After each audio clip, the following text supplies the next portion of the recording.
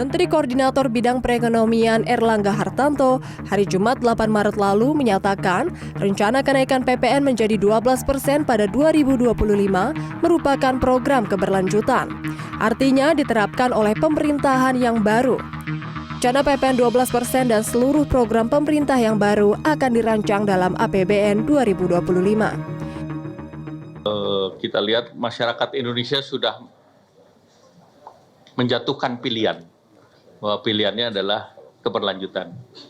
Tentu kalau keberlanjutan, berbagai program yang dicanangkan pemerintah akan dilanjutkan, termasuk dalam kebijakan PPN.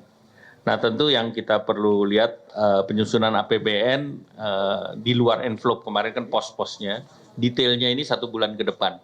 Jadi tentu 1 bulan ke depan itu sudah ada keputusan dari KPU tanggal 20 Maret, sehingga dengan demikian program APBN 2025 kan pelaksananya adalah pemerintah yang akan datang.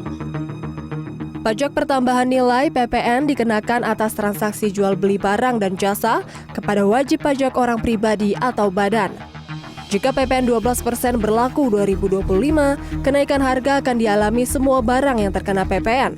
Antara lain barang elektronik, pakaian, tas dan sepatu, sabun dan perlengkapan mandi, pulsa telepon dan tagihan internet, rumah atau hunian, motor dan mobil. Pertama, gaji kita nggak naik, terus juga kebutuhan semua meningkat gitu ya. Berarti kalau kebutuhan meningkat, pajak naik, gimana ya? Kayak kita berarti makan, kita harus bayar lagi 12% dari yang kita makan. Itu lumayan sih menurutku, karena bukan hal yang dikit sih, kayak bukan cuma 1%, bukan cuma 5.000. Dilema sih, ya betul sih. Tapi kalau lihat dari perspektif yang lebih besar, mungkin pasti adalah alasan kenapa gitu ya. Karena ya kalau saya sih kadang nggak suka sih, tapi mau gimana juga demi pembangunan yang lebih baik gitu. Tarif PPN sebetulnya baru naik dari 10% menjadi 11% pada April 2022. Itu artinya baru 3 tahun umurnya, namun kini akan naik lagi.